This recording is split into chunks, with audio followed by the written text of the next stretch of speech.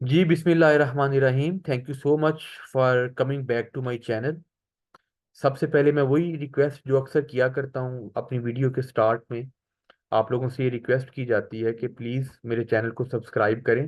इसको ज़्यादा से ज़्यादा जो है ना आप लोगों के साथ शेयर भी करें, और ये वीडियोस आपके लिए बड़ी हेल्पफुल होंगी।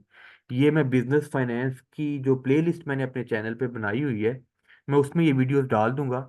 आप इससे पहले वाली या प्रीवियस वीडियोस जो हैं वो जाके उस पेज के ऊपर भी देख सकते हैं। मेरा ख्याल है हम लेक्चर को अब शुरू करते हैं। ये जो हमने पीछे वाले लेक्चर में article and memorandum of incorporation कहा था, वो देख लेते हैं। ये मेमोरेंडम ऑफ एसोसिएशन भी इसको बेसिकली कहा जाता है। अच्छा, मेमोरेंडम ऑफ एसोसिएशन क्या होता है? मेमोरेंडम का मतलब होता है एक याददाश्त। ठीक है, बेसिकली ये एक डॉक्यूमेंट होता है। आप समझ लें कि किसी कंपनी का एक चार्टर होता है जिसमें कंपनी के बारे में डिटेल्ड इंफॉर्मेशन, सारे रूल्स एंड रेगुलेशंस वगैरह लिखे जाते हैं, जिनको फॉलो करके कंपनी जो है अपनी बिजनेस एक्टिविटीज को रन कर रही होती है। मेमोरेंडम ऑफ एसोसिएशन क्या है? The rules by which corporation is organised. वो सेट ऑफ रूल्स जिसकी बेस के ऊपर एक ऑर्गेनाइजेशन बनी होती है, ऑर्गेनाइज की गई होती है। For example, the memorandum describes how directors are elected. Memorandum of association में ये चीज बताई जाती है कि किस तरह से डायरेक्टर इलेक्ट किए जाते हैं। आर्टिकल ऑफ एसोसिएशन ये भी इसी का एक डॉक्यूमेंट है, मेमोरेंडम ऑफ एसोसिएशन का। उसमें क्या क्या चीजें लिखी गई हैं ये मैं आपको बता देता हूँ। Name of the corporation, XYZ, जो भी फराज, इनका फराज एंड कंपनी, जो भी ऑर्गेनाइजेशन का नेम है वो लिखा जाता है। First of all name of the organisation. फिर intended life of corporation, it may be for ever, कि जो कारपोरेशन है उसकी इंटेंडेड लाइफ कितनी है। और अमूमी तौर पे हमें पता है कि जो कंपनीज हैं या कारपोरेशन होती हैं, इनकी लाइफ अनलिमिटेड होती है, क्योंकि इसमें अगर ओनर्स चले जाएं तो दूसरे लोग उसका शेयर खरीद के इसके ओनर्स बन जाते हैं। ये चलती रहती है, फॉर एवर चलती है। दूसरी चीज क्या लिखी जाती है इसमें? Intended life. थर्ड है बिजनेस पर्पस, किस पर्पस के लिए बिजनेस किया जा रहा है, किस चीज का बिजनेस है, उसका पर्पस क्या है, ये चीज आर्टिकल ऑफ इनकॉर्पोरेशन में लिखी जाती है। फिर number of shares that corporate is authorised to issue with a statement of limitations and rights of different classes of shares. अब ये बताया जाता है कि कितने शेयर ये जो कारपोरेट है वो कितने ऑथोराइज्ड है, कि कितने शेयर्स को वो इशू करेगी। ठीक है, जितने शेयर इशू किए जाएंगे वो भी इसके बारे में इधर लिखा जाता है। और डिफरेंट राइट्स, जो डिफरेंट शेयर होल्डर्स को डिफरेंट राइट्स दिए जाते हैं, उसके बारे में भी आर्टिकल ऑफ इनकॉर्पोरेशन में लिखा जाएगा। फिर nature of rights granted to shareholders को जो जो राइट्स दिए जाते हैं, वो क्या क्या उनके राइट्स हैं, उनकी क्या नेचर है, ये भी बताया जाता है। ठीक है, जैसे शेयर होल्डर में कुछ होते हैं, किसी को वोटिंग राइट दिया जाता है, किसी को वोटिंग राइट नहीं दिया जाता। डिफरेंट जो शेयर होल्डर्स को जो राइट्स ग्रांट किए गए हैं, they are also written on the article of incorporation.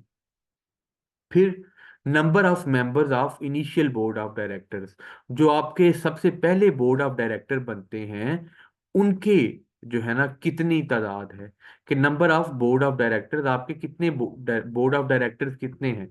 Board of directors समझ लें कि कंपनी के जो ओवरऑल कर्ता धर्ता होते हैं, जो कंपनी के बारे में सारे डिसीजन ले रहे होते हैं, उनको बोर्ड ऑफ डायरेक्टर कहा जाता है। ठीक है जी। अब थोड़ा सा हम अपनी इस डिबेट को मद्देनजर रखते हुए कि आर्टिकल ऑफ इनकॉर्पोरेशन क्या है, दूसरा मेमोरेंडम ऑफ एसोसिएशन क्या है, और इससे पहले जो हमने ये पढ़ा था कि डिफरेंट फॉर्म्स ऑफ बिजनेस क्या हैं, इनको सामने रखते हुए हम देख लेते हैं कि पार्टनरशिप और कारपोरेशन में क्या क्या जो है ना वो पॉइंट्स डिफर करते हैं। पहले है लिक्विडिटी एंड मार्केटेबिलिटी। ये पार्टनरशिप के केस में रिस्ट्रिक्टेड ट्रेडिंग होती है, जबकि जो लिक्विडिटी है वो इजी है, traded easily sometimes on exchange. ठीक है, इजीली लिक्विडिटी और मार्केटेबिलिटी जो कारपोरेशन की है ये ज्यादा होती है। इसके ऊपर एक्सचेंज ऑफ शेयर हो जाते हैं, लोग शेयर खरीद के शेयर होल्डर बन जाते हैं, और जिसने जाना हो वो अपने शेयर बेच के बिजनेस को सी ऑफ भी कर सकता है। एक तो ये, फिर voting rights. Partners have control, partner के पास कंट्रोल होता है। अमूमन जो पार्टनरशिप होती है इसमें वोटिंग नहीं करवाई जाती। पार्टनर्स का जितनी पार्टनरशिप होती है उस लिहाज से ही उसका बिजनेस के ऊपर कंट्रोल है। फॉर एग्जाम्पल 60% और 40%, तो जो 60% होगा उसका ज्यादा कंट्रोल होगा, जो पार्टनर 60% ओन कर रहा होगा। जबकि each share gives a voting right, जबकि कारपोरेशन में जिस जिस बंदे के पास शेयर है उसके पास वोटिंग राइट भी होता है, और एक शेयर जो है वो एक वोट कास्ट करने का राइट देता है। फिर टैक्सेशन से रिलेटेड क्या कह रहा है? टैक्सेशन से profits taxed as personal tax rate, ये पर्सनल टैक्स रेट के ऊपर ही टैक्स लग रहा होता है जितना उस वो बंदा अर्न कर रहा है उसके लिहाज से। जबकि जो profit tax as corporate tax rate, यहाँ पे प्रॉफिट के ऊपर टैक्स कितना लगेगा जो वो कारपोरेट ने तय किया होगा। ठीक है, कारपोरेशन के केस में पहले से तयशुदा टैक्सेशन होती है कि 1%, 2%, 5%, हम इतना टैक्स देंगे, जितने हम प्रॉफिट कमाएंगे उसके ऊपर 5% टैक्स होगा। ठीक है, जबकि पार्टनरशिप के केस में ऐसा नहीं होता।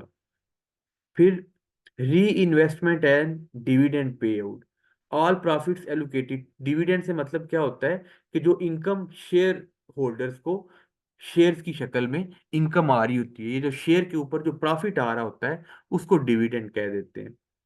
जो पार्टनरशिप है इसमें जो प्रॉफिट है, जितना प्रॉफिट बना वो पार्टनर को एलोकेट कर दिया जाता है on the basis of their partnership, कि जितनी जितनी अमाउंट उन्होंने इन्वेस्ट की हुई है पार्टनरशिप में उसकी बेस के ऊपर प्रॉफिट दे दिया जाता है। जबकि कारपोरेशन के केस में टोटल फ्रीडम इन डिविडेंड डिसीजंस, इसमें फ्रीडम होती है, जितना डिविडेंड किसी का शेयर पे बन रहा है उतना डिविडेंड उस बंदे को दे दिया जाता है। यानी जिसके पास ज्यादा शेयर हैं वो ज्यादा डिविडेंड अर्न कर लेगा, जिसके पास एक शेयर है वो उस एक शेयर के अकॉर्डिंग ही डिविडेंड अर्न कर रहा होगा। लाइबिलिटी का देख लेते हैं जी, लाइबिलिटी के केस में क्या कहता है? General partners have unlimited liabilities, जो पार्टनर्स हैं उनकी लाइबिलिटी अनलिमिटेड होती है। यानी जितना नुकसान हुआ वो सारे का सारा नुकसान वो बियर करेंगे। फर्ज करें पार्टनरशिप पे एक फैक्ट्री खोली हुई है, तो अगर फैक्ट्री में आग लग जाती है तो सारे पार्टनर्स को नुकसान हो जाएगा। ठीक है, वो जितना पैसा उन्होंने उस फैक्ट्री में लगाया हुआ था वो उनका जाया हो जाएगा और उनको नुकसान होगा। जबकि कारपोरेशन में share holders have limited liability, share holders जो होते हैं उनके पास लिमिटेड लाइबिलिटी होती है, और वो लिमिटेड लाइबिलिटी कितनी होती है? जितनी उन्होंने इन्वेस्टमेंट की हो, जितने उन्होंने शेयर खरीदे हो। ठीक है जी। उसके बाद अगला पॉइंट क्या है? कंटिन्यूटी ऑफ एग्जिस्टेंस, पार्टनरशिप जो है इसकी लाइफ लिमिटेड होती है, शॉर्ट लाइफ होती है। जब तक पार्टनर्स आपस में एग्री हैं बिजनेस करने पे, ठीक है, तब तक तो वो चलेगी। और जब वो एग्री नहीं है, उनमें कोई डिसएग्रीमेंट आ जाता है, कोई डिस्प्यूट हो जाता है, तो जो पार्टनर छोड़ के चला जाएगा, चला जाना चाहेगा वो छोड़ सकता है। ठीक है, सो लिमिटेड लाइफ होती है। अच्छा, जबकि कारपोरेशन के केस में ऐसा नहीं है। कारपोरेशन खुद एक सेपरेट लीगल एंटिटी होती है, कानून की नजर में एक सेपरेट एंटिटी है, just like a person. Corporation भी एक आर्टिफिशियल पर्सन है। ठीक है, इसकी लाइफ अनलिमिटेड होती है।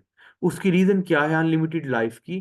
कि जब एक शेयर होल्डर चला गया तो उसकी जगह पे दूसरे शेयर होल्डर्स आ जाते हैं। ठीक है, तो शेयर होल्डर्स चेंज होने से इट डज नॉट मीन कि वो कंपनी बंद हो जाएगी। सो इसकी लाइफ अनलिमिटेड होती है कारपोरेशन की। अच्छा, इससे नेक्स्ट है एजेंसी प्रॉब्लम, बड़ा इंपॉर्टेंट क्वेश्चन है ये। इसको मैं नेक्स्ट वीडियो के लिए छोड़ देता हूँ, नेक्स्ट वीडियो में हम एजेंसी प्रॉब्लम के बारे में पढ़ेंगे। इसको मैं इधर लिख भी लेता हूँ एजेंसी प्रॉब्लम के बारे में, ताकि जो है नेक्स्ट मुझे याद रहे कि यहाँ से हमने स्टार्ट करना है, स्टार्ट फ्रॉम हेयर। ठीक है, सो अब मैं इसको इसको स्टार्ट फ्रॉम हेयर लिख लेता हूँ, और इंशाल्लाह आपसे नेक्स्ट वीडियो में दोबारा मुलाकात होगी। आप लोगों से रिक्वेस्ट है, फिर वही रिक्वेस्ट मेरी, कि चैनल को ज़रूर सब्सक्राइब करें। ये चैनल आपके लिए बड़ा हेल्पफुल साबित होगा, स्पेशली अगर आप जो हैं स्टूडेंट हैं या आप बिजनेस फाइनेंस के बारे में ज़्यादा नॉलेज गेन करना चाहते हैं। सो मेरा channel it will be very helpful for you. मैंने इस चैनल को बड़ा सिंपल सा रखा हुआ है, कुछ ज़्यादा एडिटिंग मैं नहीं कर रहा, सिंपल इसको रिकॉर्ड करके आप लोगों के सामने ले आता हूँ। मेरा जो ऑब्जेक्टिव है वो यही है कि चैनल से ज़्यादा लोग जो हैं वो बेनिफिट हासिल कर सकें। और अगर आप इसको थारोली देखते रहेंगे, सो आई एम श्योर कि you will be very familiar with the concept of business finance. So thank you so much for watching my video. Inshallah, I will see you in the next video.